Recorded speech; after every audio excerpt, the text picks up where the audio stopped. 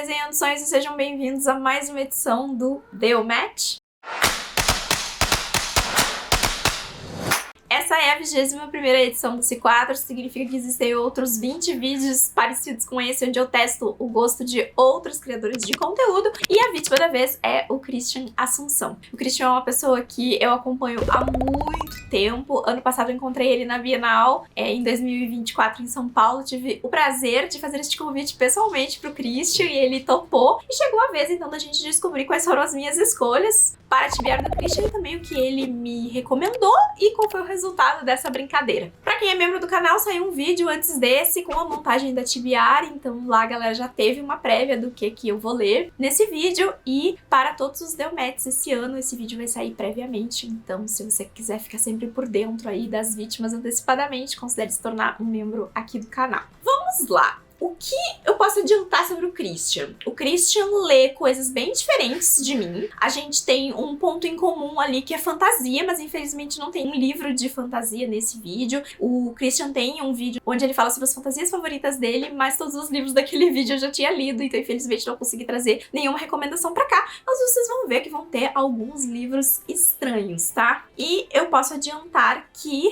esse é um Deu Match que provavelmente será contemplado com leituras extras. E caso você não esteja familiarizado com o Deu Match, esse é o quadro onde eu leio recomendações, livros favoritos de criadores de conteúdo. Eu escolho 4 desses livros e um deles é uma escolha certeira vindo diretamente do criador. Faço a leitura desses livros, comparo o meu gosto com o gosto do criador e no final a gente tem um termômetro de compatibilidade onde eu atribuo uma nota de 0 a 2 para cada um dos livros e posiciono o criador, nesse caso aqui o Christian, no ranking em comparação com as demais 20 vítimas que já passaram por aqui. A playlist com todos os vídeos do Deu Match está linkada aqui embaixo. Então bora começar aqui para os 4 livros que eu escolhi para comporem a tibiar oficial. Ah, e qualquer livro extra que eu ler não conta na direção do termômetro, tá? Só conta os livros oficiais dessa tibiar. O primeiro livro que vai entrar aqui e também o segundo são 2 livros que estão numa lista muito curada, tá? De livros favoritos da vida do Christian, que é composta por 3 livros, tá? O Christian tem apenas 3 livros favoritos da vida dele. Um desses livros eu já li, que é Os Miseráveis do Victor Hugo. É um favorito da minha vida também, eu amo esse livro, é o meu clássico favorito. Mas os outros 2 livros eu não tinha lido, então eu achei que nada mais justo do que trazer diretamente pra esse vídeo.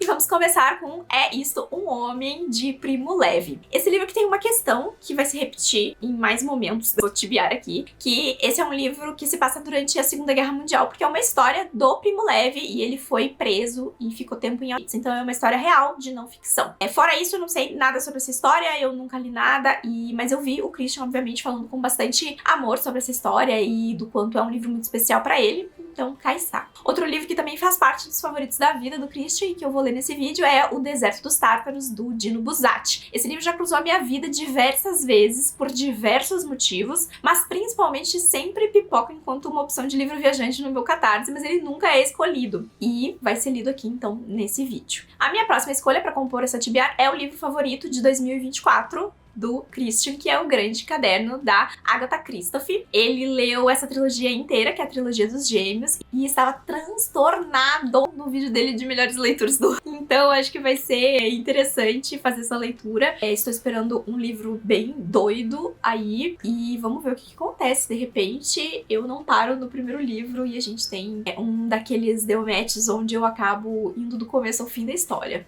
Vamos aguardar pra ver. O quarto livro que vai compor aqui, vai fechar a minha parte de escolhas aqui, é um livro que eu pensei muito porque ele quase foi substituído por Sobre o Cálculo do Volume. Sobre o Cálculo do Volume foi um dos livros favoritos do Christian ano passado também. O Christian diretamente me indicou esse, mas não foi a indicação certeira dele. Só que eu achei que não era justo colocar Sobre o Cálculo do Volume aqui enquanto um livro oficial, porque não tinha sido um livro top 1 do ano do Christian. Era talvez entre os favoritos do ano passado dele, o que mais se encaixava comigo, mas ele teve a oportunidade de colocar na indicação certeira dele e ele escolheu outro livro, então eu não vou colocar aqui Sobre o Cálculo do Volume. Eu escolhi fechar essa tibiar com Arquipélago Gulag, que é um livro também de não ficção, passa na União Soviética e foi um favorito do ano de 2017 do Christian. O Christian, inclusive, fez uma coisa muito boa pra me ajudar, que é um vídeo que eu quero muito fazer, que é revisitar os favoritos do ano. E aí ele fez esse resumo num vídeo só e eu fiquei, nossa, coisa boa, estou me poupando de assistir 6 vídeos, muito muito bem, Christian. E eu achei muito fascinante a sinopse desse livro. Esse é o maior livro dessa TBR, são mais de 700 páginas, enquanto todos os outros livros dessa TBR têm menos de 200 páginas. E agora eu vou deixar o próprio Christian contar pra vocês qual foi o livro que ele escolheu pra mim e o quinto livro, então, dessa TBR. Finalmente estou aqui, sou a nova vítima da Tami no Deu Match, que pra mim é um dos quadros mais incríveis do Booktube. Eu acho super original e eu adoro o trabalho dela. Impecável, tem nem o que falar, vocês sabem muito bem disso. Enfim, o ano passado, na Bienal de São Paulo, eu encontrei a Tami, que finalmente a gente desvirtualizou. Eu adoro que quando isso acontece, que a gente tem um contato sempre através aqui na internet, mas quando a gente tem um contato físico, não tem preço, é outra coisa. E aí, acho que a gente já tinha feito alguma live junto, não, Tami? Se eu não estou enganado, durante a pandemia, que tinha live em todos os lugares, e aí eu acho que a gente fez alguma live junto em algum momento. E aí, o ano passado, na Bienal, ela disse: Christian, vem cá, você topa participar do Deu Match? Você sabe que projeto é esse? Eu disse: claro, vamos. Quando? E eu fiquei muito feliz. E ela disse: não, quando chegar o momento eu te aviso. Eu disse: eu nem acredito que Tami me chamou, que eu amo demais esse projeto dela. E aí ela me questionou, pedindo uma indicação certeira. Eu disse: eu já sei qual livro eu vou indicar. Eu fiquei pensando. Mas, quem não me conhece, eu sou Christian Assunção, estou aqui no YouTube, eu acho que já há mais de 10 anos, fazendo vídeos, um monte de coisa, e eu amo falar sobre livros. E eu, como sendo a nova vítima, né, do Deu Match, e tendo que indicar um livro certeiro para que ela goste, mas tinha que ser também um livro que fizesse muito parte do meu gosto literário, eu achei bem conveniente indicar Juventude Sem Deus, do Otto von Horvath. Esse autor que morreu muito jovem, mas fez uma pequena revolução na vida de vários leitores. E foi muito atrevido, né, em suas publicações, porque ele publicou muito na época ali bem conturbada na Alemanha, durante a ascensão do Terceiro Reich. Esse livro é de 1938, se eu não estou enganado. E assim, foi uma revolução. Aqui vai trazer dois temas que eu gosto bastante, aliás, dois gêneros que eu gosto bastante. É um romance que traz um pano de fundo histórico, mas também um romance que vai trazer uma espécie de thriller. E é maravilhoso. Quando junta essas duas coisas, olha, eu fico nas nuvens com a leitura. Eu li é um romance muito rapidinho de ler e super interessante. Eu não poderia deixar ele de fora nessa indicação certeira, mas porque eu escolhi este livro. Eu sempre tento trazer livros que dizem algo sobre nosso tempo, mesmo que esse livro ele seja um clássico, como o caso desse, né, que é um livro lá de 37, mas ele é muito atual. E Juventude Sem Deus é um desses casos raríssimos na literatura que conversa muito com o nosso tempo. Ele é um pequeno livro direto e que me deixou no chão quando eu li. Eu fiquei muito em choque e eu disse: por que esse livro até hoje não é tão conhecido, sendo um clássico escrito há décadas? E com isso eu precisava compartilhar com alguém. Fiz vídeo lá pro canal, mas eu disse: a Tami tem que ler isso aqui porque eu acho que ela vai gostar. Eu indico esse livro porque ele fala sobre um momento em que pensar era perigoso, onde professores eram punidos por defender a dignidade humana e onde jovens eram ensinados a odiar, o que me assustou e ao mesmo tempo me prendeu. Foi perceber que esse romance, escrito em 1937, parece um espelho dos nossos dias. Eu indico esse livro porque ele me fez pensar no poder do silêncio, no que acontece quando a gente vê o absurdo e escolhe se calar, e principalmente no papel da educação diante da barbárie. A história aqui gira em torno de um professor que se depara com muitos absurdos. Ele não compactua com as ideias daquela época, ideias essas muito preconceituosas. Ele dá aula ali, né, adolescentes que vêm já com essa mentalidade preconceituosa de casa. É difícil. Esse professor é imperfeito, mas humano. E a sua luta, por mais solitária que pareça, é também nossa. Eu indico Juventude Sem Deus porque ele é atual demais. Fala de fake news na era do rádio, de professores ameaçados, de livros censurados, e nos lembra também que a educação pode ser subversiva, quando ensina a questionar, a pensar, a ter empatia. É um livro super rápido de ler, difícil de esquecer. É um livro que me chocou desde as primeiras páginas. Além do mais, porque a trama toda, né, evolui para um romance psicológico. Como eu falei lá no início, tem essa mistura, né, de romance com fundo histórico, mas que se desenrola para um romance psicológico, que são dois mundos que eu amo. Tami, eu espero que você curta. A escolha do Christian, então, foi Juventude Sem Deus, que é um outro livro que tem um certo contexto político de guerra. Eu acho que eu vou começar esse Deu Match já com Primo Levi, e aí eu dou um pouco de contexto de lore, porque isso é uma coisa muito perigosa aqui, tá? Eu, no momento, não sou a pessoa mais inclinada a esse tema, tá? Há essa sombra na história. Mas vamos ver. Agora a gente começa a falar individualmente sobre os livros e eu venho trazer o meu parecer da história sobre cada um deles pra vocês. Vou começar os trabalhos deste vídeo com Primo Levi, É Isso um Homem. Quando eu escolhi esse livro, eu escolhi pelo impacto do que o Christian falou, do que significava pra ele, do fato dele ter lido, acho que quando eu vi, ele tinha lido acho que umas 3 vezes já, talvez agora até mais do que isso. Então, ele mencionava com muita reverência a história de um sobrevivente de Auschwitz. E aí existe um lore aqui nesse canal, que talvez você não saiba, que durante muitos e muitos anos eu li muita coisa sobre a Segunda Guerra. Muita coisa, eu tenho várias resenhas de vários livros aí. Porém,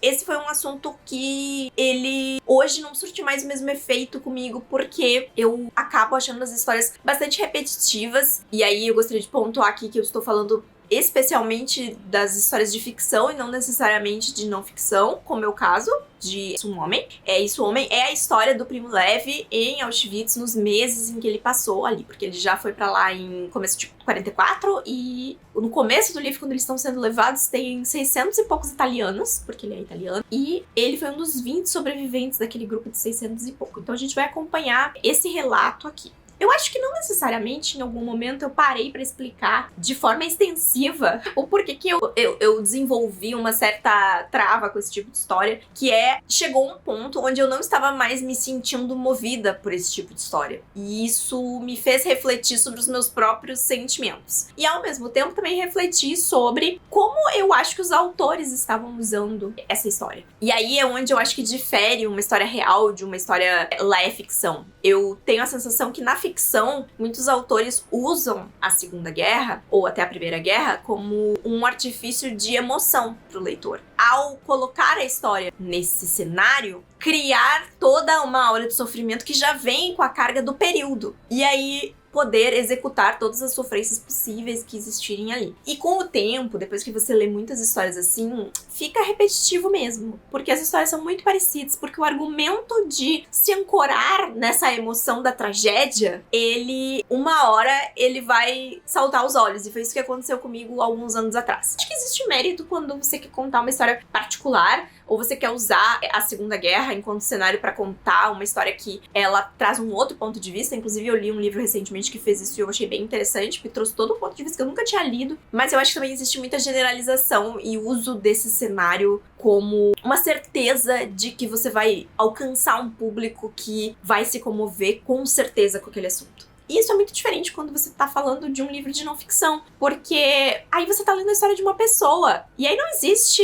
É claro que pode haver florismo ao redor da escrita, o que é o mais distante possível desse livro do Primo Levi, porque ele é extremamente direto, seco, inclusive ele abre o livro com pedido de desculpas, falando que o livro é meio assim, all over the place, e com vários buracos no período temporal, assim, porque ele realmente só sentou e foi escrevendo as coisas que chamavam mais atenção da memória dele, do que ele lembra de ter vivido, mas eu já vou chegar lá. Mas o que eu quero dizer é que a não ficção não impede o floreio, mas eu acho que vai muito do tom de voz da pessoa que tá contando. E depois que você lê muitos livros, você também consegue entender onde existe a emoção que o autor tá querendo passar e onde existe também aquela busca por chegar mais perto do leitor, o que às vezes pode ser inclusive uma decisão editorial na hora de editar o livro. Aqui você deveria flexionar mais as suas emoções, aqui você deveria demonstrar mais como você tá se sentindo. E no final das contas os objetivos são diferentes, às vezes é contar uma história, às vezes é fazer um livro ser mercadologicamente compatível com o momento e, obviamente, se ancorar na emoção do leitor.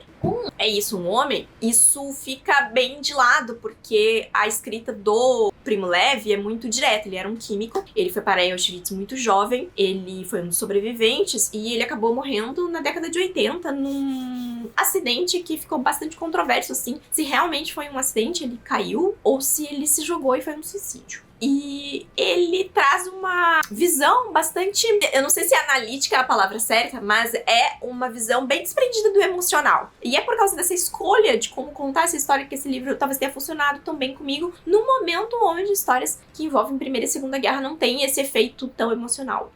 Eu me peguei lendo esse livro e pensando que se eu me visse em uma situação de completo desespero, que é em partes, né, dessa situação, ou em totalidade essa situação, seria muito próximo das descrições que ele estava fazendo, das descrições que eu faria, que são muito mais descrições práticas do que são análises da emoção dele enquanto um prisioneiro. Então ele olha muito ao redor dele, ele percebe muito os atos das pessoas e ele questiona, inclusive no título do livro, se aquilo que foram transformadas as pessoas que foram presas e estavam em Auschwitz ou em qualquer campo de concentração, se aquele estado em que essas pessoas foram deixadas, se aquilo representa ser um homem. Se esse conceito ainda se aplicava naquela situação e o que faz efetivamente, né, uma pessoa ser uma pessoa, quais são o que basta também para desprender a gente desse sentimento. Inclusive tem uma hora no livro que quando os guardas já foram embora, quando eles estão sozinhos ali por muito tempo já, e as coisas começam a se estabelecer porque eles estão buscando certas coisas que ele fala agora, parece que estamos voltando a se sentir enquanto homens, né? O que nos faz humano tá voltando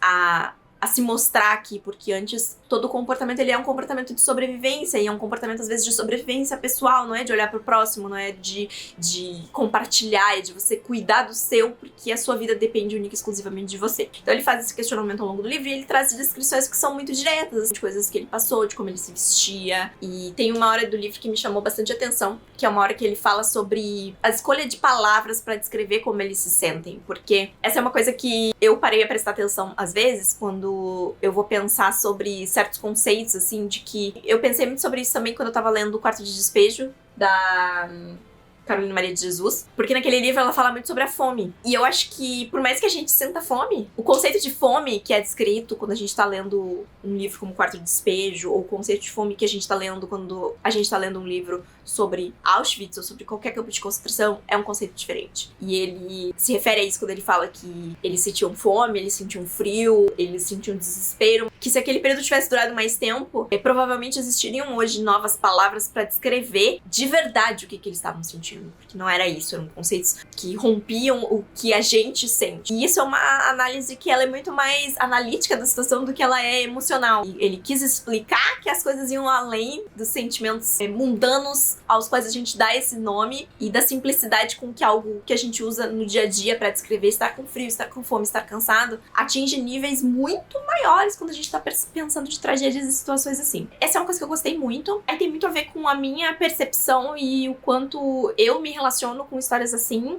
Eu não necessariamente preciso da parte emocional pra me conectar com uma história, e eu sou uma pessoa mais racional do que eu sou emocional. Eu acho que talvez pra alguns leitores esse livro poderia parecer seco demais, direto demais, mas eu acho que pra mim, felizmente, foi uma leitura que funcionou neste momento também por causa disso, ainda que possa ser repetitivo em alguns momentos, ainda assim conseguiu trazer aspectos que eu não necessariamente tinha lido antes, quanto parte dele, do trabalho dele que ele conseguiu lá dentro, ou até toda a parte do período de pós ali com ele e o grupo de doentes. Essas foram informações novas, da forma como eles foram deixados pra trás e do quanto também eles precisaram desligar uma chave na cabeça deles de que eles não podiam acessar certos locais, ou de que eles não podiam fazer certas coisas, sendo que não tinha mais ninguém necessariamente vigiando eles daquela forma. Não tenho certeza se esse livro já é colocado enquanto um clássico aí, mas se for, também não acho que seria um clássico que eu recomendaria abertamente, assim, pra qualquer pessoa, mas eu acho que pra quem tem interesse de ler sobre a Segunda Guerra, ou já leu muitos livros sobre e ainda não leu esse, talvez seja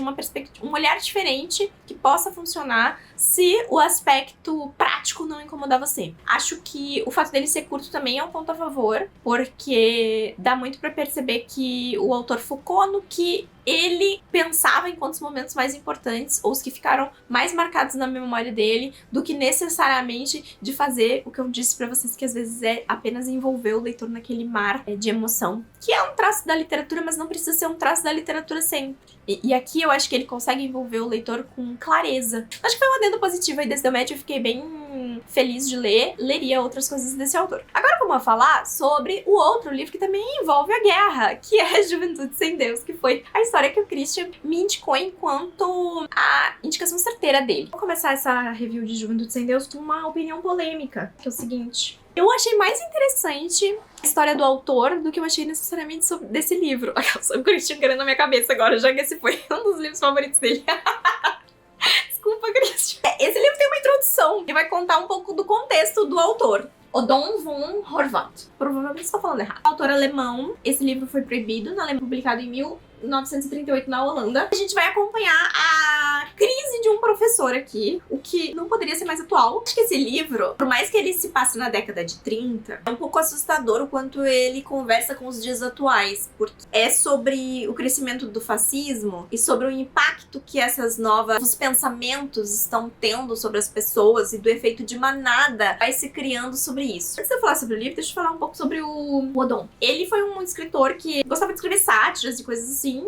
E ele foi bastante perseguido por um tempo na Alemanha por causa das coisas que ele escrevia, com a ascensão do partido nazista. E ele precisou ir de vários lugares, assim, de um país pro outro. A vida dele na França. E aí você pensa, nossa, ele teve uma morte trágica, Tami. Teve. Por culpa dele? Não. Por culpa de um raio. Ele estava caminhando na Champs-Élysées, assistindo um filme de Walt Disney, onde um amigo se ofereceu pra levar ele até em casa e ele disse que não. E ele foi atingido por um raio. Tipo, a coisa mais azarada do mundo. É a coisa mais azarada do mundo. Bom, pelo menos ele estava livre na Champs-Élysées, né? Assistindo um filme de Walt Disney. E achei muito curiosa também a jornada dele, de ter que ficar indo de um lugar pro outro. Juntando esses dois livros, já existem algumas semelhanças aqui que vão ser, acho que, coroadas. Talvez o próximo livro que a gente vai conversar nesse vídeo. Mas assim, sobre as coisas que chamam a atenção do Christian, tá? Porque eu gosto muito quando isso acontece, que é, eu pego livros e esses livros, eu consigo relacionar eles de alguma forma dentro do vídeo e chegar a uma conclusão sobre o que chama atenção nas leituras. Esse livro aqui tá a história de um professor. O livro começa com ele tá lendo redações dos alunos, fazer um comentário sobre a redação de um aluno específico, que é o seguinte: como funcionário público municipal, vou me abster de tecer a menor crítica, ainda que em voz baixa, a esses cânticos adoráveis. Embora isso me doa, o que pode um indivíduo contra todos? Pode apenas irritar-se em segredo. Não quero mais me irritar. Corrija logo as redações. E o que escreve o N? Ele vai se referir a todos os alunos aqui usando a letra inicial. Aí, abre aspas. Todos os negros são traiçoeiros, covardes e vagabundos. Fecha aspas. Quanta burrice. Vou riscar tudo isso. Faço menção de escrever em vermelho nas margens. Generalização absurda. Mas me detenho. Cuidado. Já não ouvi essa afirmação sobre os negros nos últimos tempos? Isso mesmo. Ressoando do rádio de um restaurante. O que quase me arruinou o apetite. Por isso deixo a frase intacta. Porque aquilo que é dito no rádio, professor nenhum pode corrigir no caderno do aluno.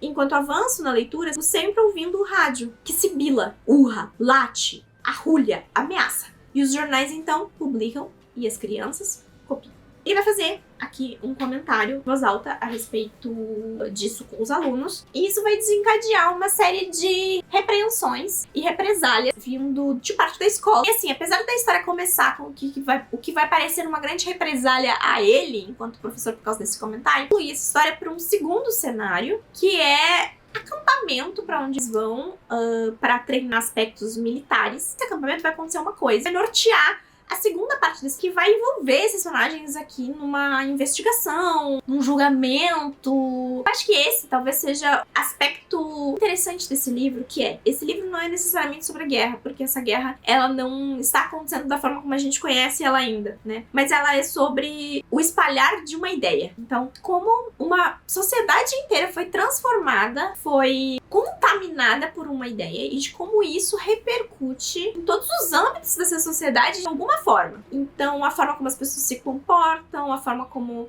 os pais reagem, a forma como os alunos se curvam, porque pode parecer num primeiro momento que todos estão concordando com o fato do professor receber uma represália, mas existe o medo de você... O medo que ele tem, a represália, os alunos talvez concordem com ele, também tem dessa represália. Esse senso de mergulhar de cabeça em ideias e pensamentos, sejam eles quais forem, só porque eles estão sendo ditados enquanto bons, enquanto ruins. Essa é o twist aqui, que é o interessante sobre esse nos dias atuais. Você, enquanto leitor, nós, enquanto leitores, conseguirmos entender o que essa história está dizendo, além do que essa história está dizendo. É sobre a nossa sociedade atual, e não necessariamente sobre a sociedade de 1930 na Alemanha. É porque é aí que mora a parte assustadora. Esse efeito de manada, que é um efeito de manada que a gente vive hoje, pautado por questões políticas, mas num ambiente que tá mais conectado aí com a internet. Uma polêmica aí, recentemente, que foi uma revista que ela é bem conhecida no meio literário, ela publicou um texto ou mais de um texto. Foi levantado, né, de que deveria ter sido escrito por inteligência artificial e que vários repórteres, estou usando aspas, com as minhas mãos, pareciam não existir de verdade e serem efetivamente criações de inteligência artificial para publicar artigos escritos por inteligência artificial, porque os textos da matéria em si ser de mau gosto, os textos não estavam batendo com os conteúdos específicos, é bem posicionada no meio literário, que tem prêmios, né, tem premiações aí todo ano, enfim. E aí aquela linha, né, a gente ainda confia no que a gente vê enquanto veículos de notícia. E a partir do momento que esses veículos de notícia estão apenas reproduzindo sem checagem nenhuma, escritos por inteligência artificial, onde a inteligência pode buscar nuance em textos que também não foram escritos, na verdade, sim, em pontos de vista específicos, o que daqui a pouco vai nos tornar hábil identificar o que é verdade ou não. A minha cabeça foi longe pensando sobre isso. Eu fiquei um pouco surpresa pra onde a história foi, porque eu não tava esperando que a história fosse sair desse ponto inicial e encontrar um caminho tão específico relacionado a outra coisa, por mais que as coisas estejam conectadas. E tiveram algumas coisas particulares que me incomodaram um pouco sobre esse livro, especificamente no que diz respeito a representação feminina da personagem garota que aparece aqui. Todo esse arco é um pouco do imaginário masculino. Ficou difícil pra mim entender se existia ali uma crítica ou não nos estereótipos apresentados. Mais específica que, talvez pra quem tenha lido o livro, o próprio Christian entender onde eu me encoro, não no que diz respeito à descrição dela, porque isso todo é um problema, mas eu acho que tem a ver com a visão masculina, ou a própria apresentação da personagem, ou enfim, que estraga pra mim todo esse sentimento, os comentários que o professor faz no final sobre ela. É porque eu não acho que houve o espaço, oportunidade, não houve nada na história que justificasse aquele tipo de comentários, a não ser essa coisa de só se perder numa coisa imaginativa. Até a figura da prostituta eu acho que tava mais ok do que a outra figura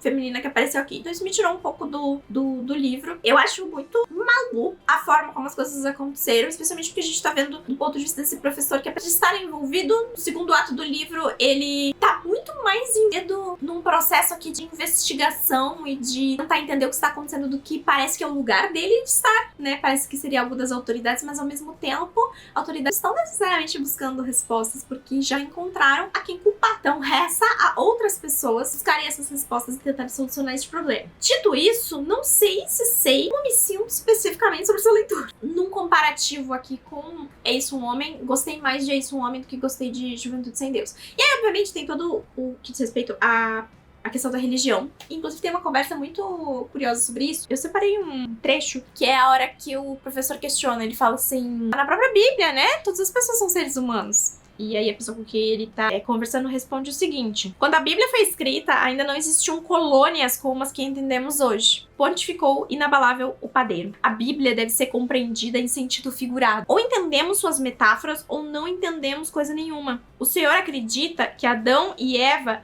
existiram em carne e osso ou apenas como metáfora? Pois então, o Senhor não vai se safar-se valendo-se do bom Deus. Não vou permitir. Não lhe cabe permitir ou não coisa nenhuma, eu disse.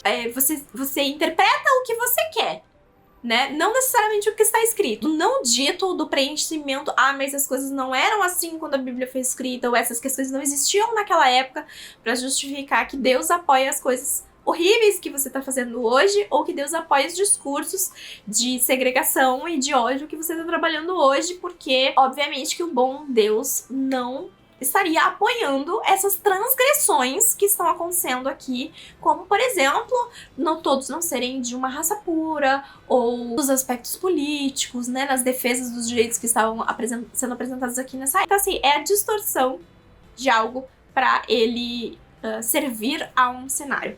E aí tem uma outra parte que fala assim, ó: chegamos agora à terceira geração, ou seja, aos que têm 14 anos. Para eles, a mulher já não representa problema nenhum, porque não existe mais mulheres de verdade. Apenas monstros que estudam, remam, fazem ginástica e marcham. Não chamam sua atenção que as mulheres tenham ficado cada vez menos atraentes? Porque agora as mulheres têm outro propósito, que não apenas serem atraentes. Então elas se tornaram monstros. O senhor tem uma visão limitada. Quem é que vai se encantar com uma Vênus carregando uma mochila? Eu é que não. Sim. A infelicidade da juventude de hoje é que ela não vive mais uma puberdade apropriada. Seja do ponto de vista erótico, político, moral. Tudo isso se misturou, se mesclou, tudo numa mesma panela. Além disso, muitas derrotas foram comemoradas como vitórias, Com demasiada frequência, os sentimentos mais íntimos da juventude foram direcionados para algum bicho-papão. Ao passo que, por outro lado, ela se sente demasiado confortável. Só precisa reproduzir as imbecilidades que ouve no rádio para obter as melhores notas. Mas ainda há exceções, graças a Deus. Que exceções? Temeroso, ele olhou em torno, curvou-se até muito próximo de mim e disse bem baixinho: conheço uma dama cujo filho está cursando secundário. Chama-se Robert, 15 anos. Há pouco tempo leu certo livro em segredo. Não era um livro erótico, sim uma obra nihilista. Chama-se Sobre a Dignidade da Vida Humana. E o livro é proibidíssimo. Entreolhamos-nos e seguimos bebendo. Então o senhor acha que alguns leem em segredo? Eu sei que fazem. Os garotos leem tudo, mas nem apenas com o propósito de zombar. Vivem num paraíso da idiotice. Seu ideal é o escárnio. Tempos gélidos se avizinham, a Era de Peixes. Então, até numa visão contrariada ao que está acontecendo, existe contrariedade a pensar um pouco fora da caixa, sabe? E esse professor, apesar dele expressar, às vezes, o seu descontentamento, ele também é muito um observador daquilo que as pessoas estão relatando. Ele deixa as pessoas falarem, mesmo ele, enquanto adulto, ele tem um senso de infantilidade, o que é também um pouco estranho, como por exemplo uma ficção aqui que ele fica com ler sobre um diário específico. Eu fiquei pensando, mas por quê? Tipo, um ato que ele comete no livro que eu fiquei, gente, por quê? Enfim, eu tive muitos pensamentos pensantes lendo esse livro, mas sinceramente foi uma leitura que eu adorei fazer. Então, talvez eu tenha que pensar que nota que eu vou dar, porque eu definitivamente acho que não leria se não tivesse sido uma indicação certeira do Christian. Esse é um daqueles livros que ele deixa uma marca de reflexão positiva, mas não necessariamente foi uma leitura que eu, amei fazer. Bora conversar agora sobre O Deserto dos Tártaros, do Dino Buzzati. É claramente o Christian gosta de autores italianos, eu acho, né? Porque temos dois nesse vídeo. Então, temos aí um certo padrão. Mas esse livro aqui em particular, ele vai contar a história de um soldado. E a gente não tem aqui necessariamente a determinação da localização de onde essa história passa, mas ele vai ser alocado para um forte. E esse é um forte que tem um histórico, assim. Ele é um forte histórico e ele serve para defender o perímetro ali, né? A divisa do país onde a história está acontecendo com outro local. E o inimigo, em teoria, são esses tártaros. Então, precisa que esse forte fique ali. A galera da muralha, sabe? Que fica ali observando pra ver se vai invadir, não vai invadir, vai invadir, não vai invadir. E esse livro é sobre o período deste soldado nesse local. Local esse que ele não queria ir. Local esse onde ele o tempo inteiro pensa em deixar e ele não deixa ao longo da história por vários motivos que ele vai inventando ou que vão sendo impostos a ele, e numa situação aqui que implica uma passagem de tempo distinta, porque a repetição dos dias causa uma sensação de comodidade e de que o tempo está passando de uma forma diferente. Aí, como vocês podem ver, eu estou aqui com ele, o querido A Montanha Mágica. Ele é a Montanha Mágica em 2023. Pra um outro Delmet, foi o Delmet da Mel Ferraz, se não me engano. E esse livro aqui passa exatamente essa mesma sensação. A diferença, a maior diferença, é que o Dino nos deu o privilégio de receber essa história em 200 páginas, enquanto o Thomas Mann resolveu que 800 era mais apropriado, porque ele queria contar. Aqui é um sanatório de tuberculosos e o protagonista tá indo visitar um primo, se eu não me engano, que tá lá, então, e ele acaba ficando, porque ele recebe um diagnóstico e aí ele vai ficando, e esse grande livro aqui é sobre todas as crises existenciais e acontecimentos mundanos que vão acontecendo, e às vezes não tão mundanos, porque eles não têm nada pra fazer nesse local, então eles ficam inventando coisas assim, e as coisas ganham proporções diferentes. O que acaba acontecendo também em O Deserto dos Tártaros, porque essa figura dos tártaros, desse inimigo, vira aqui uma coisa meio mágica, onde ninguém acredita que na verdade esse inimigo existe realmente. Esse é um perfil de história bastante curioso, eu acho, porque você tá lendo a história, tá? Então você tá lendo sobre esse cara, esse soldado, tá lá, e o dia a dia dele, e será que vai aparecer tártaro ou não vai aparecer tártaro? Será que ele vai embora? Será que ele não vai embora? Porque a história que o livro tá contando é sobre os sentimentos e as percepções que não estão sendo ditas sobre o que a falta de decisão, ou sobre o aceitar essa rotina, ou sobre como as pessoas existem nesse forte, fala sobre elas e sobre o tempo. Então, esse é um livro que, apesar de ele estar setado num período aí, que eu acho que esse livro é da década de 40, né? Tá numa coisa muito... Acho que às vezes tá até um pouco distante, assim, do leitor mais geral, assim, porque existe um outro público, né, pra esse perfil de livro. E ainda assim, essa é uma mensagem que eu acho que ela funciona em qualquer período de tempo, porque vai ter sempre alguém que vai sentir que a sua vida está parada e que você não está conseguindo fazer as coisas que você queria, estar no lugar onde você queria, ou te falta um ato, um empurrão para você mudar a sua rotina, o seu emprego, a sua faculdade, o seu trabalho, enfim, o que você está fazendo com a sua vida, de forma geral. Eu, lendo esse livro, foi sobre isso que eu pensei, sobre essa inanição e do quanto às vezes é muito difícil para as pessoas simplesmente mudarem o contexto em que elas vivem. E eu, obviamente, não tô falando aqui sobre questões de classe social. Eu acho que aí a gente tem coisas que realmente não são possíveis a gente mudar, assim, no passe de mágica, tá, gente? Não é sobre isso que eu quero falar aqui. Mas existe um sentimento de acomodação que toma muitas pessoas que têm, sim, a oportunidade de mudar, e que a primeira coisa que a pessoa faz para não resolver o problema é listar todos os motivos pelos quais isso é uma coisa negativa ao invés de ser uma coisa positiva. É muito suscetível a encontrar justificativas de por que a gente não faz coisas que a gente diz querer pra ficar mais cômodo do porquê que a gente não faz essas coisas. E é claro, gente, que não tem como a gente fazer todas as coisas que a gente quer em todos os momentos. Mas eu acho que é muito importante a gente perceber o que a gente não está fazendo porque realmente a gente não consegue, e o que a gente não está fazendo porque a gente está se escondendo atrás de justificativas que nem sempre são funcionais. E que, às vezes, se você falar essas justificativas em voz alta, você vai perceber. É meio um senso disso. Tem coisas que a gente não faz e que a gente não se dispõe a mudar na nossa vida porque a gente não quer. Não é porque a gente não pode. E entender quais são essas coisas faz a nossa percepção de vida mudar um pouco, porque às vezes faz a gente perceber que parte da insatisfação do cenário em que a gente vive, da vida que a gente tá vivendo, ela diz respeito, ela não é culpa dos outros, ela é culpa da gente, que não toma esses primeiros passos em direção a mudar as coisas. E a história de O Deserto dos Tártaros, apesar de, né, ser sobre esse cara e ser sobre essa jornada dele de ficar nesse forte esperando, né, esses tártaros aparecerem, e de diversos momentos em que parece que alguém tá se aproximando, parece que tal coisa vai acontecendo, ela acaba sendo uma história sobre uma pessoa que preferiu deixar que a vida decidisse por ele as coisas que os outros decidissem por ele, porque constantemente ele pede sugestões e ele recebe essas sugestões de como agir. Você tem que preencher tal formulário, você tem que se apresentar dessa forma, daí as coisas não funcionam do jeito que ele quer, ou ele desiste de seguir em frente. Todas as oportunidades que são dadas não são abraçadas, e quando ele finalmente dá algum passo na direção disso e ele não recebe do jeito que ele quer, ele fica brabo, e aí ele nem procura mais resolver o assunto. Esse beabá é uma coisa que eu acho que fala muito ainda com a sociedade que a gente vive e pode conversar com muitas pessoas de forma muito individual, porque eu acho que essas são coisas que, apesar de ser um sentimento que eu acho que é compartilhado, as coisas que vão engatilhar em cada um são muito diferentes, né?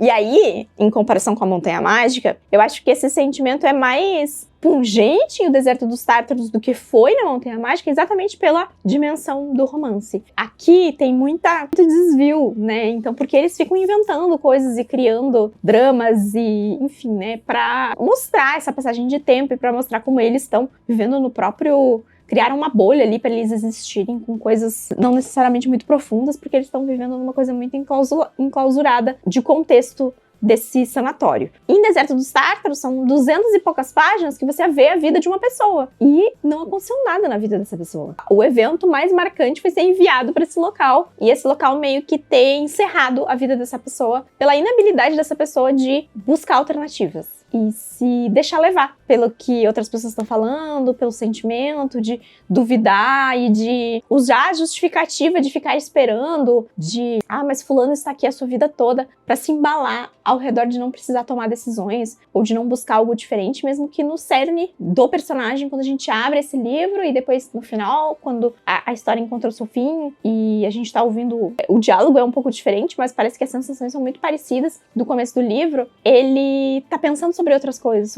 que ele queria ter vivido, sobre outro lugar que ele gostaria de ter servido, sobre a vida na cidade ser movimentada, sobre lá ser onde ele queria estar. Então eu acabei, apesar de ser um livro moroso, eu achei que a experiência foi bastante válida, porque eu acho que é legal quando a história consegue fazer essa amarração, e ao mesmo tempo esse foi um livro que eu me peguei rindo várias vezes, porque eu ficava tipo, meu, querido, é você é o causador desse próprio mal. Você caiu num conto do vigário e você é responsável por essa consequência, sabe? Então assuma a responsabilidade da decisão que você tomou quando você decidiu ficar. Mesmo que o livro, às vezes, na verdade não é necessariamente o livro, né? O próprio personagem, ele cria na cabeça dele alternativas de como mesmo ele tendo tentado, ele não teria conseguido certas coisas, assim. Então essa é uma percepção curiosa. Obviamente, Deserto dos Tártaros é um livro bem mais fácil de ler pela quantidade de páginas, mas também não tem dificuldade nenhuma, é uma linguagem bem tranquila, tá, gente? A Montanha Mágica, ele se torna mais complicado de ler porque tem muito mais páginas, né? Então existe essa expectativa maior, eu acho, de que algo vá acontecer e vá mudar o andamento das coisas do que em Deserto dos Tártaros.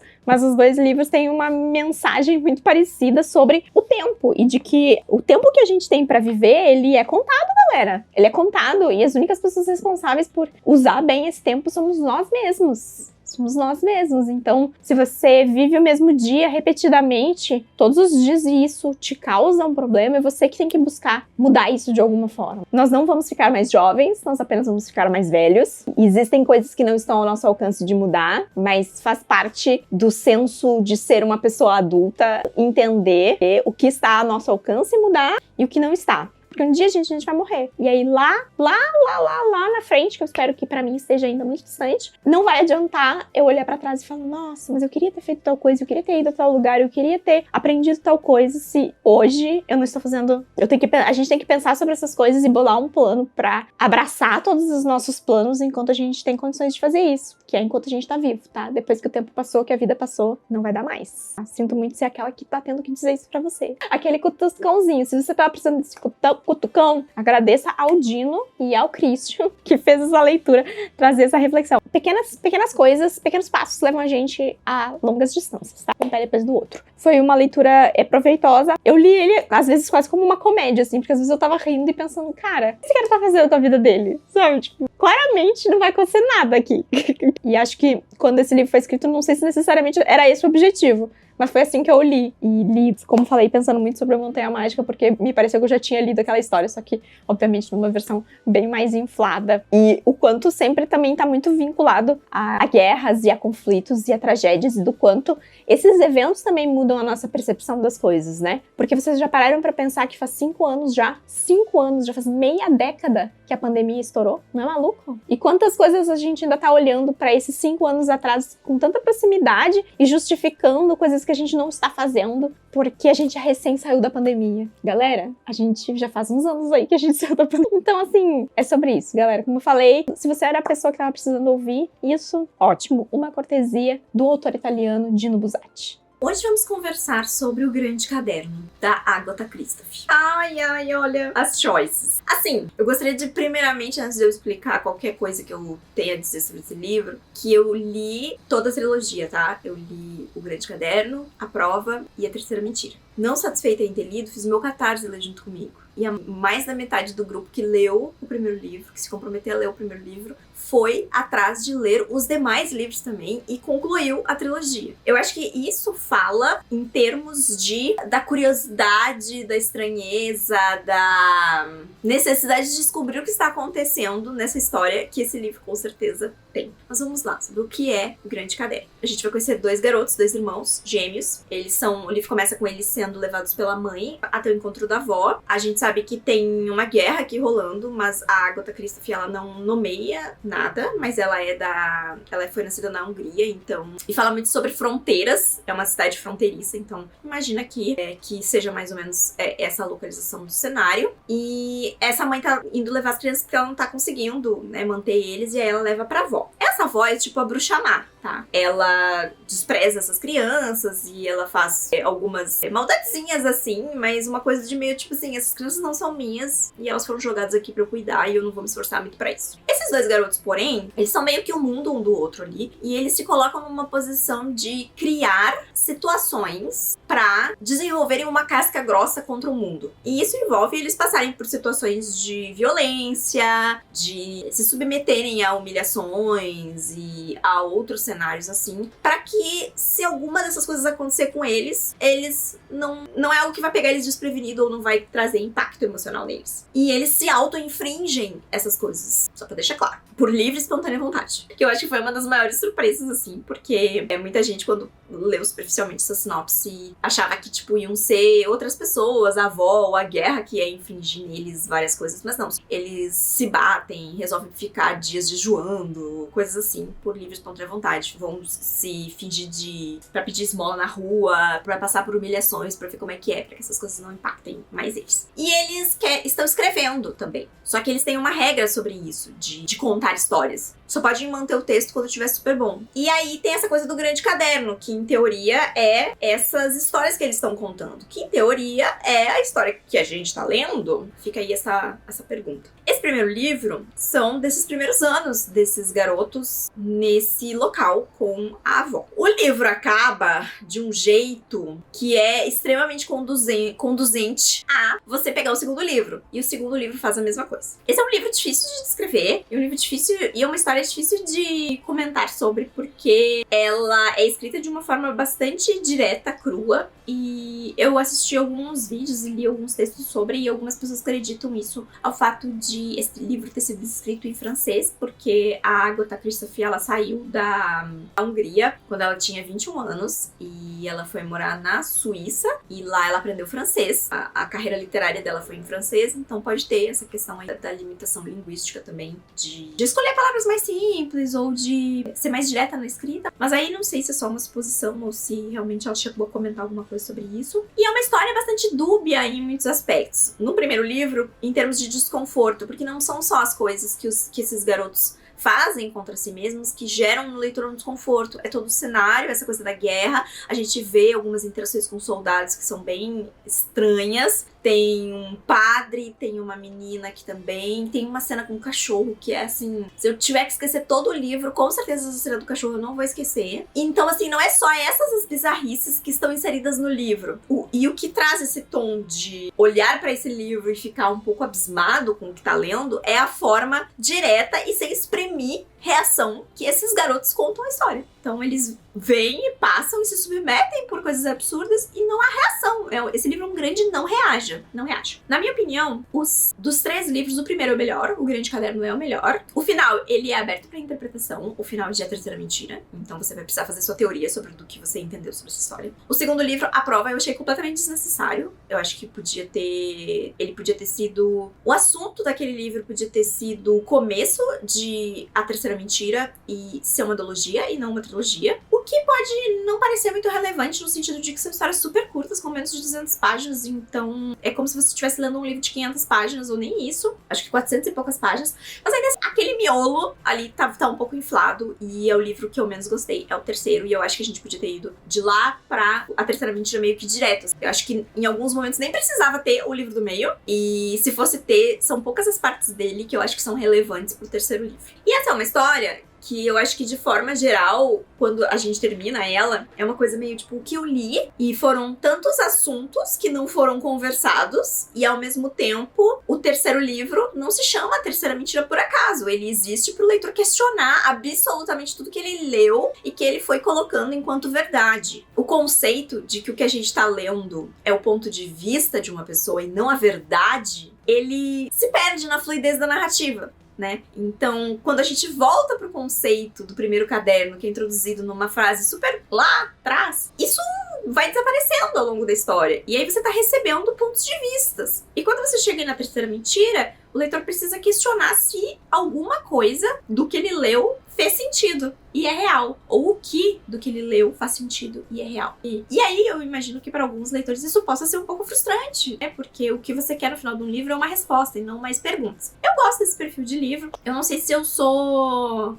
a maior fã da forma como o autor executou aqui nesses 3 atos, mas foi uma leitura que definitivamente vai ficar na minha cabeça por bastante tempo. Mais do que isso acontece bastante comigo. Eu acho que é um bom sinal de apreciação de livros que não necessariamente se tornam meus favoritos, ou são livros que eu vou indicar o tempo inteiro, ou que são livros que eu amei, mas o fato de que, ainda que não tenha sido uma leitura 5 estrelas, é um livro que eu vou me recordar e vou saber exatamente onde mencionar, ou enquanto trazer uma referência, pelo tão distinto que ele é de outras coisas que eu leio. E eu acho que isso é um mérito da autora. Ela escreveu uma história que se distingue, que chama atenção, e que causa um desconforto e um efeito no leitor que é muito interessante. E foi muito legal ter compartilhado essa leitura com a galera lá do Catarse, porque foi um surto, assim, o mês, todo mundo lendo e a galera terminando o primeiro livro, já indo pro segundo e já emendando. E eu acho que foi um grande acerto fazer isso. Não foi a primeira vez que eu coloquei uma leitura do Delmet no meu Catarse, mas essa com certeza eu acho que foi a mais bem sucedida até agora em termos do efeito cascata que ela gerou. Então, assim, galera, vocês leram esse livro por causa do Christian. Se por acaso vocês ficaram traumatizados aí de alguma forma, eu sei que muita gente ficou. Virou aquele livro, às vezes, no silêncio da noite, eu penso sobre o grande caderno. A culpa é do Christian, vou reclamar do guichê dele. E aí, não satisfeita, eu também coloquei uma outra leitura. Essa é uma leitura que virou um extra, tá? Se você assistiu o vídeo onde eu monto o atibiário do Christian, que é pra ter saído antes desse, você vê que lá eu fiquei em dúvida se eu colocava sob o cálculo do volume ou o Arquipélago Gulag como o atibiário principal. E eu optei por manter Arquipélago Gulag. Por quê? Porque eu acho que sob o cálculo do volume era uma inclinação que eu tava muito mais porque era um livro que me chamaria a atenção. O Christian tinha me dito também, ele falou, também acho que você vai gostar desse. Só que como ele não optou por sob o cálculo do volume enquanto o livro certeiro dele, eu não ia fazer essa escolha por ele. Então, eu fiz essa leitura, mas eu vou contar aqui enquanto extra, mas ainda assim vou compartilhar um pouco das minhas impressões. Esse livro, sobre o cálculo do volume, é de Sauvage Bali. E é o primeiro de uma septologia. Uma série de 7 livros. Quem pediu? E a gente tem 2 traduzidos aqui no Brasil. Acho que já teve, talvez o 3 e o 4 anunciado, não tenho certeza. Eu só li o primeiro desse, tá? Essa história vai contar... esse livro vai contar a história de uma mulher que ela está vivendo repetidamente o dia 18 de novembro. Ela busca ali livros raros, ela foi a Paris para um dia de trabalho e ela simplesmente ficou presa nesse dia. Toda vez que ela vai dormir, ela acorda no 18 de novembro e as coisas estão do mesmo jeito. Não teve nenhum acontecimento especial, não teve nenhum encontro memorável. Ela não sabe, não existe justificativa na história para o que aconteceu. E aí a primeira reação dela é voltar para casa, obviamente, e tentar descobrir junto com o marido. Então todo dia, durante muito tempo no livro, ela tenta explicar para o marido o que tá acontecendo, porque toda vez que ele vai dormir e ele acorda, ela precisa convencer ele de novo que ela tá vivendo esse looping e tentar encontrar alguma solução. E é tudo repetitivo, com exceção de algumas coisas pontuais. Então, por exemplo, ela começa a reparar que as coisas que ela pega dos lugares realmente desaparecem e não voltam para os lugares no dia seguinte. Então, por exemplo, a comida que ela pega no mercado, essa comida não é reposta no dia seguinte. Ou objetos, coisas assim, essas coisas não são resetadas como o dia dela tá sendo e como a memória das pessoas dela está sendo. Então isso faz com que ela perceba que podem existir algumas coisas. Esse primeiro livro é um livro de choque e percepção do que está acontecendo. E eu acho que a coisa mais interessante sobre esse livro, e a mais inquietante também pro leitor, é pensar como ele reagiria. E o que vai deixar a gente mais inquieto com esse livro é nos confrontar com o fato de que talvez a protagonista não esteja reagindo do jeito que a gente acha que a gente reagiria. A reação dela, no primeiro momento, é muito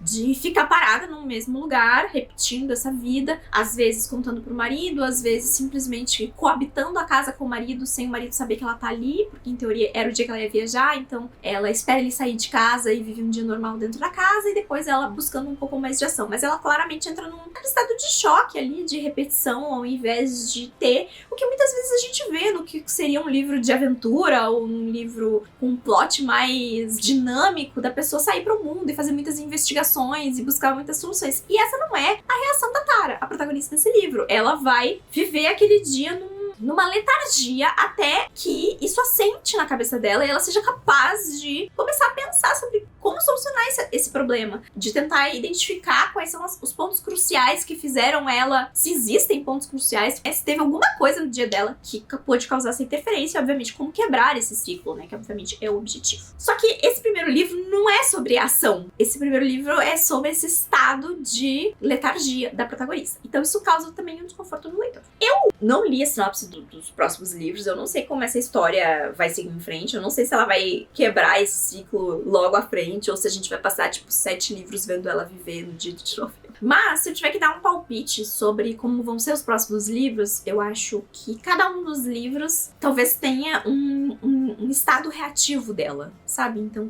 enquanto nesse primeiro foi letargia, nos próximos talvez ela vai ter uma sede de conhecimento, ela vai querer viajar ao mundo, ela vai, sabe, coisas assim. Ela vai buscar outras formas e de alguma forma cada uma dessas coisas vai ensinar ela de alguma forma. Eu acho que ela vai ter abordagens diferentes para essa repetição em cada um dos livros. Nesse primeiro livro vão se passar 365 dias, tá? Então, é um ano. Foi um ciclo de um ano até ela mudar a forma como ela tá abordando a situação. Mas esse é só um palpite, eu não sei se é isso que acontece. E nessa dúvida também do que tá acontecendo. É um livro de horror? É um livro de ficção científica? É um livro... Qual é o tema desse livro? E pior que eu nem prestei atenção. Goodreads, como é que ele tá tagueado? Deixa eu olhar agora. Qual é o gênero que é atribuído a esse livro especificamente? Porque às vezes o gênero nos dá uma dica do que o livro vai ser, o foco, né, do livro. Não que o Goodreads queira abrir agora pra contribuir neste vídeo. Mas enfim, a minha experiência com esse livro foi positiva, eu gostei, eu achei interessante. Mas esse é um tipo de história que ela é tão pontual que eu acho difícil julgar este livro, essa história apenas pelo primeiro livro. Porque eu acho que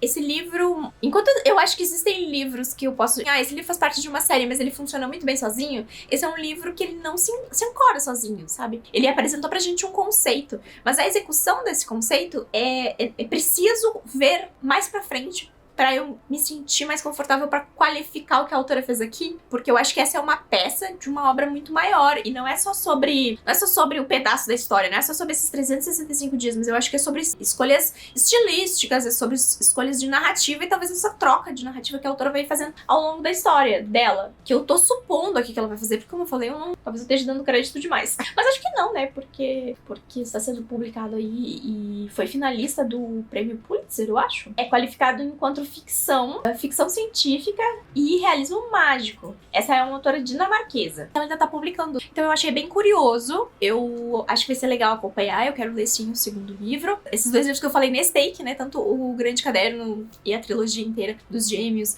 quanto essa história, eles são livros que eles deixam a gente meio... Tipo, o que tá rolando? O que tá rolando? Mas esse de um jeito muito diferente. Assim, eu acho que é uma grande dúvida. E a amorosidade da personagem passa um pouco pro leitor também. Enquanto em um Grande Caderno, é muito diferente. É muito a necessidade de você já descobrir, né, o que vai acontecer. Mas foi uma experiência boa, mas eu tô feliz com a decisão que eu tomei de deixar esse livro enquanto extra. E da próxima vez que a gente se falar, a gente fala sobre o último livro desse Delmet, que é Arquipélago Gulag, ou Gulag. Eu vi sendo pronunciado de duas formas, então não tenho certeza. Inclusive, eu aprendi, enquanto pesquisava sobre esse livro, que vogais russas é ótimo, nacionalidade das vogais, no idioma russo, vogais que não são acentuadas, todas devem ser pronunciadas enquanto A. Então eu nunca nem vou tentar pronunciar o nome desse autor, tá? Porque eu vi muita gente pronunciando errado. E eu só percebi que tava errado depois disso, porque as pessoas falam Solzhenitsyn, alguma coisa assim. Só que o primeiro O não é acentuado, então é Sal em vez de Sol.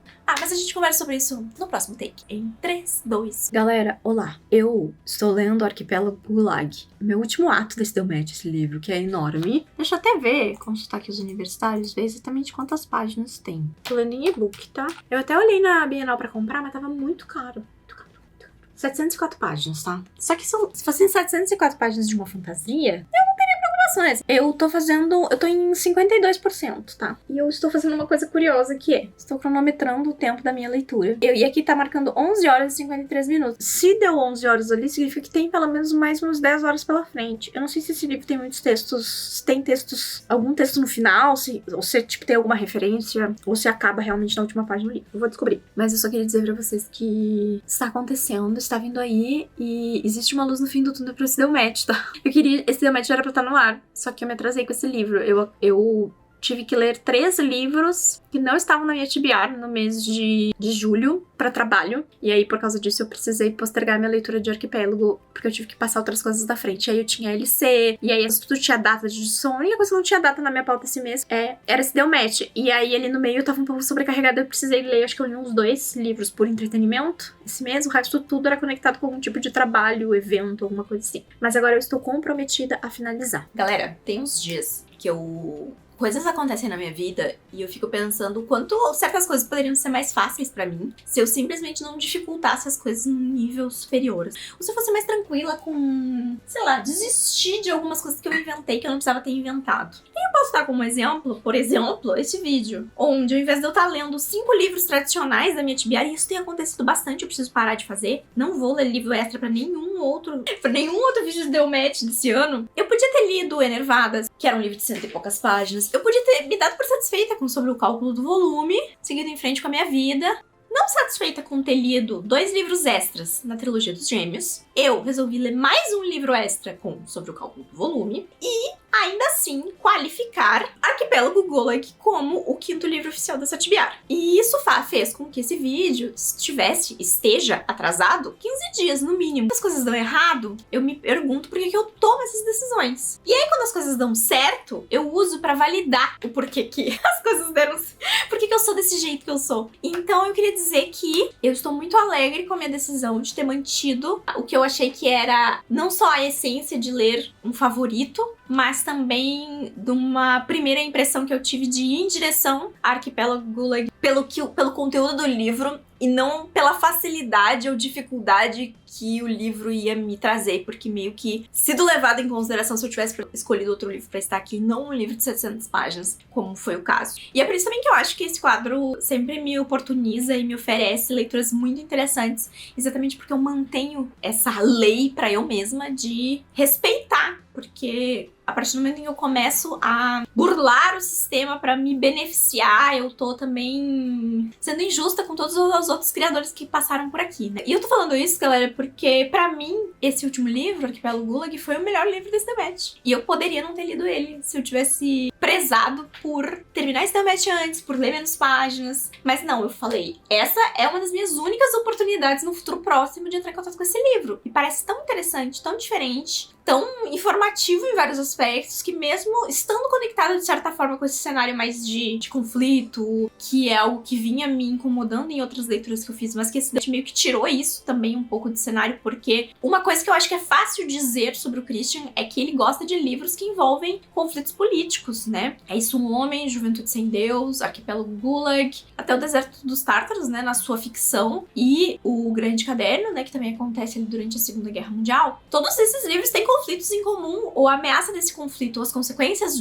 desses conflitos. Então é algo que eu acho que dá pra dizer facilmente que é um ponto fraco aí do Christian. E não necessariamente era um ponto fraco pra mim, muito pelo contrário. E não foi o cenário de nenhum dos livros que me perturbou, foi escolhas narrativas mesmo dos autores, dos que eu menos gostei ou relativos aos que eu mais gostei. Esse livro do Solzhenitsyn, série de relatos, é uma não ficção sobre essas prisões que existiam na União Soviética no período do stalinismo e do quanto esse assunto não teve a mesma dimensão das prisões nazistas, sendo que as duas instituições compartilhavam basicamente os mesmos princípios, então inclusive é meio assustador. E ele faz essa comparação, tá? São as palavras dele, não são as minhas palavras. E aí esse autor, ele reúne não só o relato dele, então das coisas que ele viveu, mas também relatos de outras pessoas, né, de outras realidades. São mais de 200 pessoas aqui que estão reunidas nesse livro. Quando eu li a sinopse desse livro lá em final de janeiro, começo de fevereiro, quando eu montei essa Tibiar, que já saiu o vídeo aí pra vocês, eu achei que ia ser uma coisa meio estilo Svetlana Alexievich, com os relatos dela, né, que ela é uma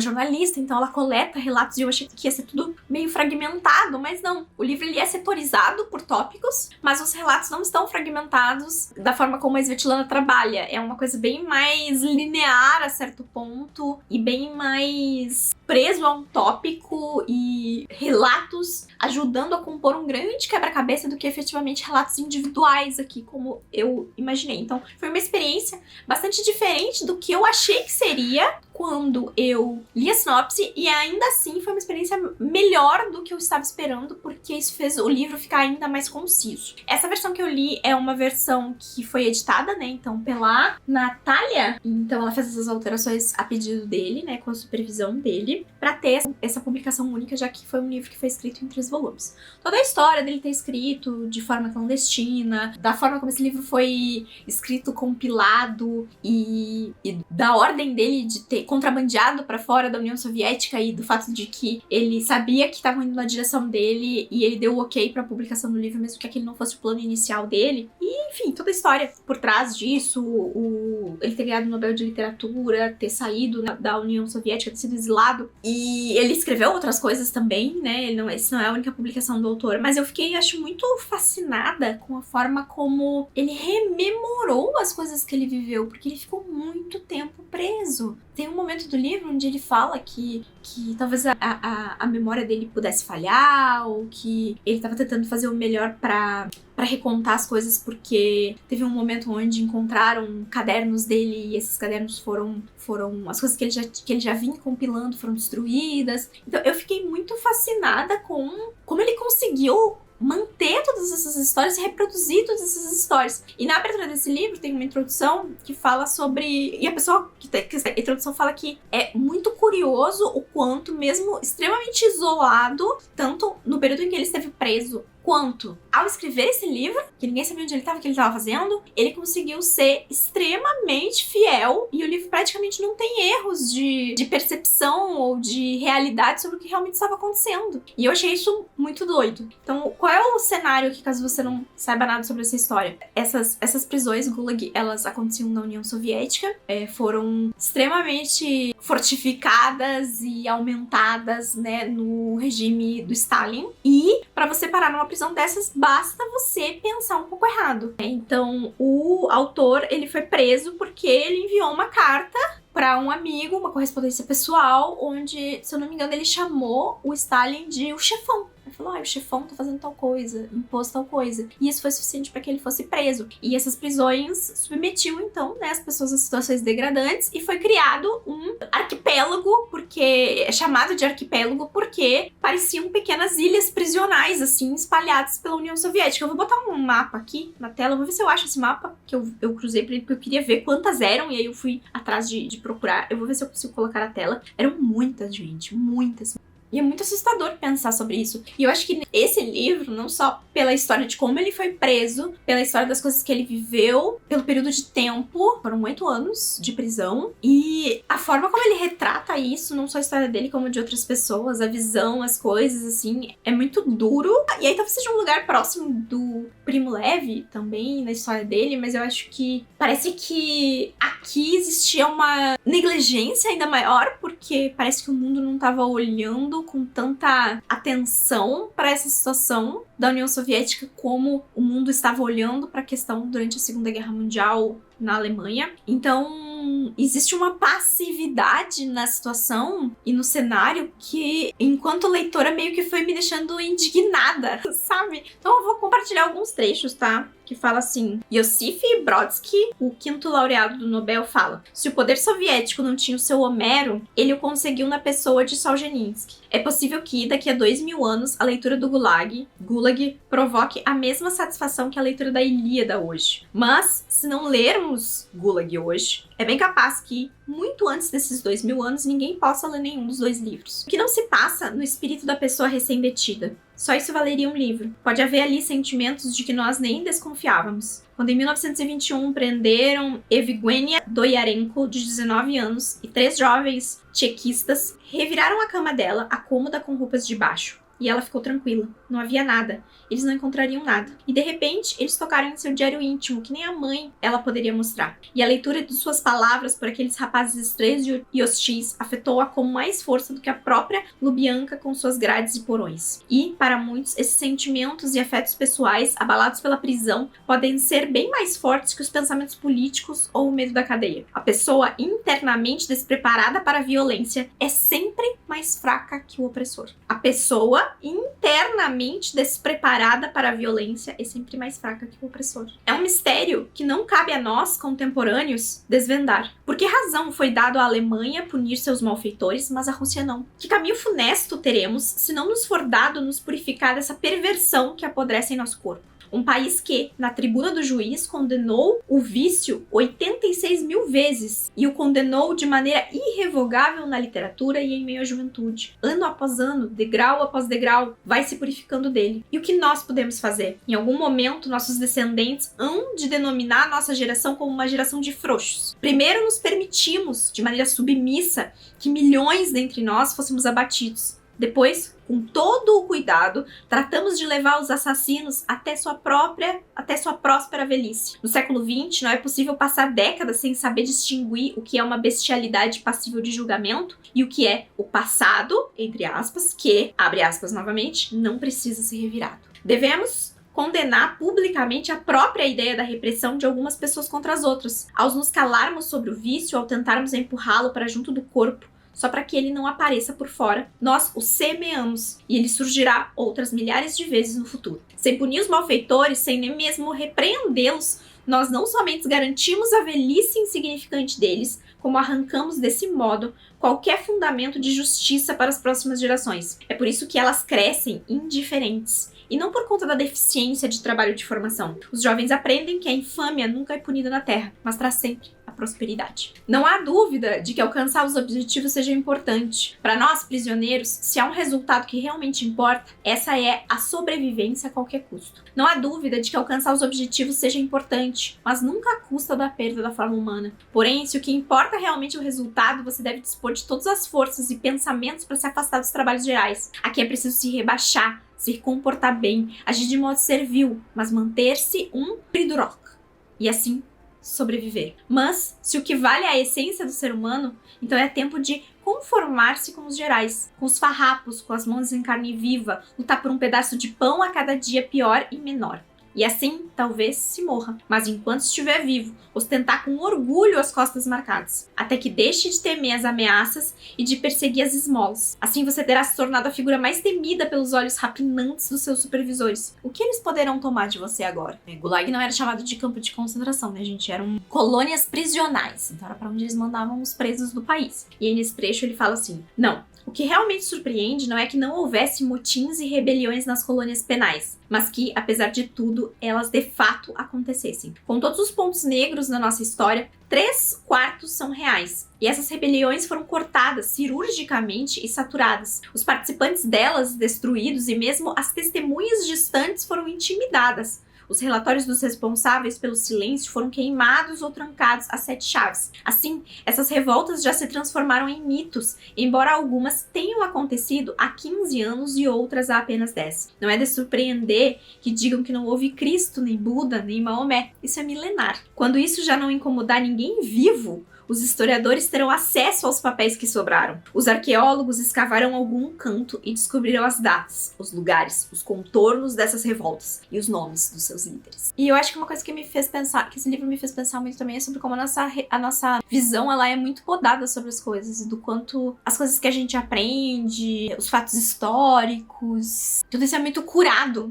a servir um propósito, e esse propósito nem sempre é o de efetivamente a gente saber o que aconteceu, é só de marcar um fato. E esse livro, apesar dele repetir, de certa forma, essa tristeza, essa dor, um tipo de perseguição diferente, e aí faz pensar com tudo que tá acontecendo, né, nesse conflito que a Rússia está metida atualmente, se as coisas realmente estão tão diferentes assim, né? Do quanto dessa passagem de tempo aqui, realmente, certas coisas foram evoluídas e o quanto não foram evoluídas, do quanto a gente também se mantém distante desses conflitos, porque não tá aqui na nossa porta, a gente não tá sendo efetivamente afetado por isso. Nós não estamos vendo efetivamente as pessoas sofrendo na nossa frente. E do quanto isso torna fácil você não pensar sobre o assunto, você não fazer nada, você não pressionar nada sobre esse assunto porque tá longe. E aí quando a gente olha pra nossa história e de todas essas atrocidades que aconteceram, e aqui era uma situação mais isolada, digamos assim, porque tava dentro da soberania, e vou usar essa palavra porque ela tá muito em alta agora. Essa soberania daquele país, né, não era a mesma coisa que tava acontecendo com Hitler, porque ele tava invadindo outros países, mas ainda assim é muito assustador o quanto a gente é conivente com atos horríveis simplesmente porque a gente tá vivendo a nossa vida normal enquanto essas coisas estão acontecendo. Não é doido? Eu acho doido. E eu não falo isso dizendo que a gente tem que entrar num avião e ir para a Ucrânia lutar, ou que a gente tem que ir para a faixa de Gaza lutar, mas existem pequenos gestos e pequenas atitudes que vêm do simples ato de você se informar sobre o que está acontecendo ao redor do mundo, que já te colocam numa posição de maior consciência do que está acontecendo no nosso mundo atual, que não é um mundo sem conflito, não é um mundo de pessoas não estão morrendo diariamente, não é um mundo onde crianças estão sendo negadas ajuda, comida e atendimento médico diariamente, não é um mundo onde não existem países sendo atacados, hospitais sendo bombardeados. Isso tudo tá acontecendo enquanto você tá assistindo esse vídeo, enquanto eu tô gravando esse vídeo, enquanto eu tô... E ao mesmo tempo do desconforto que dá a pensar sobre o passado e como ninguém fez nada pra deixar as coisas chegarem a esse ponto. Pois é, a gente também às vezes não tá fazendo nada. E esses conflitos estão acontecendo ao nosso redor. Não tão próximos, mas estão acontecendo.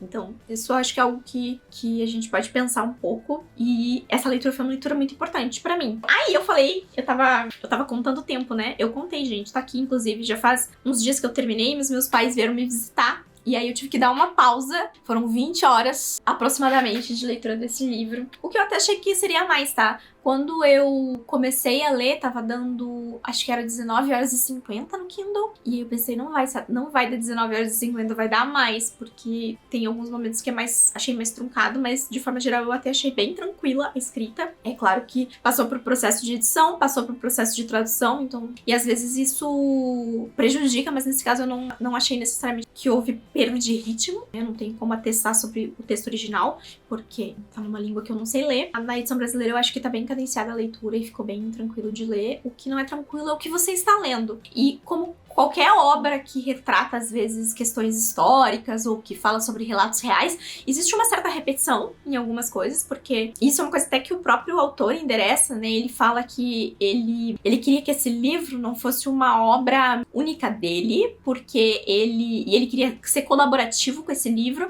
porque ele sozinho, e esse é um dos motivos pelos quais ele incorporou o relato de pessoas aqui, porque ele sozinho não conseguiria trazer todas as verdades e todos os cenários que ele queria retratar aqui, e que ele queria que esse livro fosse um processo colaborativo e que outras pessoas, outros autores, outras pessoas que viveram, que estiveram nessas prisões, que outras pessoas que tiveram nessas colônias prisionais pudessem colaborar com o livro, mas que uma coisa que ele prezava muito era que tomassem cuidado para não recontar as mesmas histórias, né? Que era para trazer luz, era para trazer novos pontos e não necessariamente só ficar repetindo os mesmos anseios e os mesmos pontos de vista. E acontece em alguns momentos, porque eu acho que é inevitável, mas às vezes ele consegue ser bem pontual, assim. Por exemplo, teve um momento em que obviamente ele tá contando do ponto de vista dele, ele é um homem, e aí eu me peguei me perguntando como era essa situação do ponto de vista das mulheres, né? E aí, logo à frente, depois que eu tive esse pensamento, já é na segunda metade do livro, ele traz um capítulo só sobre como eram, né, as mulheres e como acontecia o tratamento e toda a questão da prostituição dentro desse arquipélago prisional e do como as famílias eram separadas. É a menor parte do livro, então eu acho que talvez seria um adendo interessante de ter tido mais pontos de vista, mas ainda assim eu acho que foi interessante ter incluído, né? Porque as mulheres estavam lá e passando por coisas que eram ainda mais complexas em alguns aspectos do que os prisioneiros homens, né? Como a gente sabe que sempre acontece. Enfim, foi uma leitura incrível, eu adorei, faço essa recomendação aí pra você que gosta de ler sobre períodos históricos, que talvez não tenha lido ainda sobre essa questão da União Soviética, né? Dessas prisões. Não me lembro de ter cruzado com esse livro em outro momento da minha vida, então é um crédito 100% aí das indicações do Christian. E Christian, espero que tu aprecie o fato de que eu não li 5, tá? Eu li 8 livros pra esse Deu Match. Eu vou no termômetro de compatibilidade, eu vou trazer quantas páginas eram pra eu ter lido e quantas páginas eu efetivamente li, porque eu acho que tem uma diferença significativa aí. Bora finalizar esse Deu Match com o termômetro de compatibilidade, mas antes, deixa eu falar pra vocês a totalidade de páginas, porque eu falei que eu ia fazer isso, né? Então vamos lá, cheguei a números chocantes, tá, galera? Se eu tivesse optado sobre o cálculo do volume, enquanto o livro final aqui da escolha, ao invés de Arquipélago Gulag, eu teria lido 872 páginas pra esse deu match. Como eu resolvi ficar firme as minhas convicções e manter o Arquipélago Gulag, esse deu match teve 1424 páginas de TBR oficial. Somando os livros extras que eu li, a gente teve um deu match de 1944 páginas. Ai, olha. Então, assim, foi muita página, tá? Muita página. Mas vamos agora ao que interessa. Algumas conclusões que eu acho que dá pra sair deu match sobre o Christian, tá? Eu acho que ele gosta de histórias, sim, sobre conflito, que envolvam algum tipo de conflito. E todos esses livros aqui têm alguma coisa nesse cenário. Ele consome bastante histórias reais também, como também dá pra ver aqui por Arquipélago Primo Levi, ou histórias que também de alguma forma reflitam períodos, conflitos que os autores específicos estão escrevendo, ou que esses autores tenham passado por essas coisas, porque aí eu acho que a gente consegue englobar todos os livros desse Deu Match com essas duas sessões. E eu acho que também são livros que, mesmo existentes no seu período de tempo, são livros que conseguem conversar com o leitor contemporâneo de formas muito específicas, com temas diversos, né? Que sejam esses conflitos políticos de guerra, sejam reais ou os especulativos aqui, mas ainda assim são histórias que eu acho que dá pra tirar alguma outra coisa e trazer pra nossa reflexão enquanto pessoa que vive no século XXI e tem outros problemas, sendo que alguns desses problemas não estão tão distantes assim dos personagens e dos conflitos. E um cutucãozinho, né? Um cutucãozinho. Eu acho que também a maioria deles também tem aquele cutucãozinho ali pra fazer a gente pensar, repensar, refletir sobre alguma coisa. E esses são sempre bons livros, mesmo que o resultado da leitura não seja 100%, não sejam 5 estrelas. Eu sempre gosto de falar isso. Eu acho que o livro que faz a gente pensar sobre algo, refletir sobre algo da nossa vida, do nosso mundo, independente de o caminho, né, até essa reflexão ter sido 100% ou não ter sido 100%, é uma leitura que se torna ainda mais válida. E é algo muito incrível que a gente consegue trazer tanto da ficção quanto da não ficção. Vamos ao que interessa agora com o termômetro de compatibilidade. Curiosamente, esse é o segundo deu match consecutivo que o livro de menor nota do termômetro é a indicação certeira do criador. Porém, diferente da Tati Leite, coitada, o Christian não foi um flop nem de longe tão fenomenal quanto o tombo que a Tati caiu aí mais cedo esse ano. Recomendo muito, inclusive, que vocês passem lá pra ver o Deu Match da Tati, caso vocês não tenham vista. Mas o meu livro menos preferido dessa TBR foi Juventude Sem Deus. Eu vou atribuir a nota 1.3. Esse foi um livro em que o aspecto político e a mensagem que o autor tava falando ali do conflito da época, do cenário, mesmo que ela reflita muito ainda no que a gente tá passando hoje em dia, não foi suficiente pra fazer essa história se sustentar pra mim. Eu não criei nenhuma simpatia com os personagens e achei também muito curioso como a história foi de um lugar pro outro e das conclusões que foram tomadas ali no meio do caminho. Acho que tem algumas conversas bem legais desse livro, mas não foi o meu favorito. Eu fiquei sabendo que existe um filme de Juventude Sem Deus. Eu ia assistir e aí eu li as críticas do filme e a maioria das críticas eram negativas, então eu resolvi deixar quieto e não ia assistir o filme, já que o livro já não tinha funcionado tão bem. Se algum de vocês tiver assistido, de repente até o próprio Christian já assistiu o filme, conta aqui embaixo nos comentários o que vocês acharam. Indo, vamos para O Deserto dos Tártaros, do Dino Buzzati. Esse livro vai ganhar 1.5 no termômetro. Foi uma boa leitura, mas também é um tipo de leitura que, como eu falei pra vocês na minha review, eu fiz meio rindo, porque esse é um tipo de espiral, assim, de ficar viajando sobre a vida e fica parado no mesmo lugar, que eu entendo que faz parte, né, da vida das pessoas, e acho que foi uma representação aqui que o autor quis trazer nesse conflito, que não é conflito, e nessa inanição, e nessa coisa, e também das nossas expectativas, né, pra vida. Eu acho que eu falei sobre essa coisa de você ir em direção às coisas que você quer e não ficar parado muito no meu tempo, mas eu acho que esse livro também é meio sobre as expectativas que a gente coloca nas nossas próprias betas, né, e do como às vezes a gente é irrealista e a gente se frustra com a nossa própria inabilidade de querer coisas que estejam ao nosso alcance, sabe? Porque a verdade é que pra você ir de 0 a 100, mudar sua vida de 0 pra 100, não é uma coisa tão fácil assim de acontecer, e é muito improvável que aconteça, na verdade, né? Você tem que ter um pouquinho de sorte e às vezes tem que ter muito sacrifício, né? Então eu acho que esse livro ele reflete sobre isso, mas ele é contado numa forma ali de morosidade desse personagem que tá lá, um texto, né? E uma percepção que pra mim gera mais um sentimento cômico do que gera necessariamente esse anseio, porque eu me considero uma pessoa que tô sempre tentando correr atrás das coisas que eu quero, e por mais que eu às vezes perceba que eu não estou no lugar que eu gostaria de estar. Eu também sei que eu não sou uma pessoa que tô deixando a minha vida passar. Eu tô sempre fazendo coisas, tô sempre buscando coisas, fazendo mudanças, indo atrás de aprender coisas novas, de viver experiências novas, de visitar lugares novos. Então, esse sentimento de ficar parada no tempo não é uma coisa que eu sinto que faz tanto parte da minha realidade. Mas porque também eu tenho esse traço de personalidade de ser inquieta com as coisas. Gostei de ler, especialmente acho também, porque eu já tinha lido Montanha Mágica antes, e aí deu pra juntar uma coisa na outra e perceber o quanto uma mesma mensagem pode ser passada por dois estilos bem diferentes de livro, de uma robusteza também muito distinta, né? Dali de um livro de menos de 200 páginas para um livro enorme como é A Montanha Mágica. Seguindo no termômetro, Primo Levi com É Isso um Homem, com 1.7. Eu gostei muito desse livro e foi muito diferente do que eu achei que seria, especialmente por causa de todo esse contexto que eu tenho com histórias aí da Segunda Guerra, principalmente. Ser uma história real, eu acho que ele foi... O fato dele ter sido muito sucinto e a escolha de como ele quis contar essa história de uma forma muito direta, mais analítica do que as pessoas estavam vivendo ao redor e menos emocional. Talvez o meu incômodo não seja com histórias da Segunda Guerra Mundial, seja com a exploração que muitos autores de ficção usaram com essa história. E acho que teriam aí alguns casos de não ficção também, porque afinal de contas, às vezes a pessoa... Não dá pra dizer que todo mundo que escreveu um livro escreveu porque queria contar a sua história, né? O livro ainda assim é um produto mercadológico, então vai existir essa interferência ali de como tornar ele mais comercial, tornar ele mais apelativo e por aí vai. Em se tratando de autores mais antigos, especialmente aqui no caso do Primo Levi, que É Isso um Homem, que foi um dos primeiros relatos lá atrás sobre a Segunda Guerra Mundial, eu acho que é um relato muito verdadeiro, cru em algumas coisas e que tá faltando ali, né, os pedaços, mas que ao mesmo tempo consegue passar muita verdade também, e por isso ficou bem colocado nessa lista. Daí a gente vai seguir com O Grande Caderno, que também tomou 1.7. Esse é um livro que ele é curioso, tá? Porque a nota alta desse livro não é necessariamente o fato desse livro ser bom.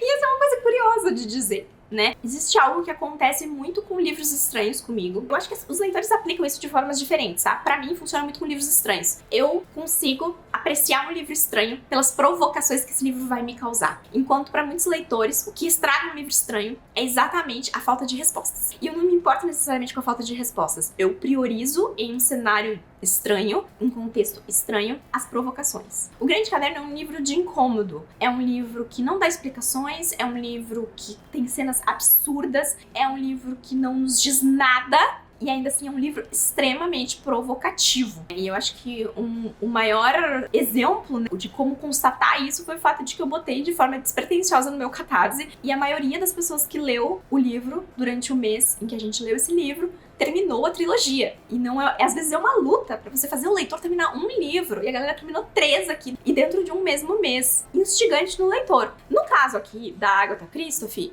é sobre a história dela, é sobre os incômodos que a história dela fez, é sobre as coisas que esses garotos fazem, é sobre a normalidade com que esses garotos veem, fazem e interagem com coisas dentro da história que pra gente são absurdas. E aí o leitor fica com aquela coisa de querer entender que diabos está acontecendo aqui, e onde essa história vai acabar, e qual vai ser a próxima atrocidade que vai acontecer aqui, que parece que tá muito fora da realidade, mas não, sabe? E ele não é escrito de um jeito que as coisas que estão ali necessariamente são usadas só pra chocar o leitor. Existe uma verdade nas ações desses personagens que chega a ser um pouco assustadora, que num outro cenário, talvez escrito por um outro autor, com o intuito de tornar a coisa mais palatável, mais envolvente pro leitor, isso tivesse soado extremamente de mau gosto. Mas não é o estilo da Agatha. Então tem esse incômodo ali. E esse incômodo traz essa coisa do livro ficar marcado na memória. Como eu falei pra vocês, o primeiro livro foi o que eu mais gostei. Depois os livros tiveram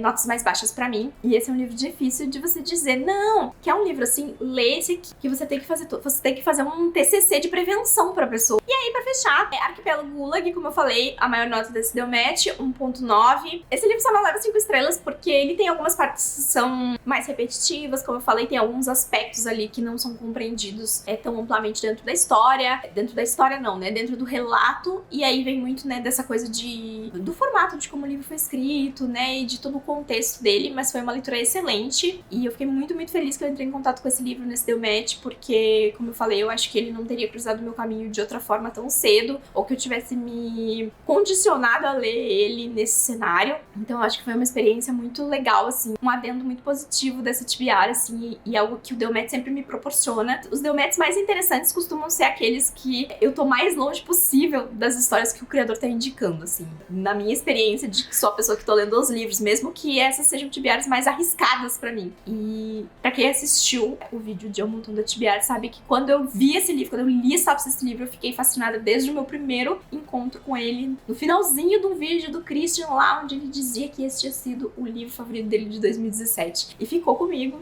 e foi a minha decisão de leitura. Com isso, o termômetro do Christian vai a 8.1, que é uma nota ótima. É uma nota ótima. O Christian vai ficar na 5ª posição, compartilhando lugar com a Patrícia Lima. Tem mais pessoas do que 5. Eu acho que ele fica na 9ª, 10ª posição ali nas pessoas, porque a gente tem várias pessoas que estão compartilhando o 3º lugar, 4º lugar e agora o 5º lugar com ele. Mas é com certeza um bom lugar para se estar aí entre os participantes deste quadro. Christian, espero que você tenha gostado do vídeo, tenha se divertido aí com as minhas impressões, tenha gostado dos livros que eu escolhi. Desculpa aí que não funcionou necessariamente a indicação certeira, mas sabe que poderia ter sido muito pior. Poderia ter sido muito, muito, muito pior. Obrigada por ter topado participar do quadro. E se por acaso você ainda não é inscrito e não conhece o trabalho do Christian, o canal dele vai ficar linkado aqui embaixo, passa lá. Ele tem vídeos ótimos, muito diferentes de mim. O Christian não é ligado no 220, ele fala calmamente, ele passa tranquilidade, ele passa serenidade. Então quando você tiver assim, que você precisa espairecer, vá assistir os vídeos do Christian. Se você é novo aqui no canal, não esquece de se inscrever por aqui, deixa seu joinha nesse vídeo, comenta aqui embaixo se você já leu algum desses livros. Galera do Catarse que foi forçada a fazer leituras, por favor, deixem seus relatos aqui embaixo. E a gente se vê no próximo Delmet, que eu já começo a fazer leituras ainda neste mês de agosto, porque eu tô atrasada, né, como vocês separaram. Tá bom? Então, volto em breve com este quadro. Tchau!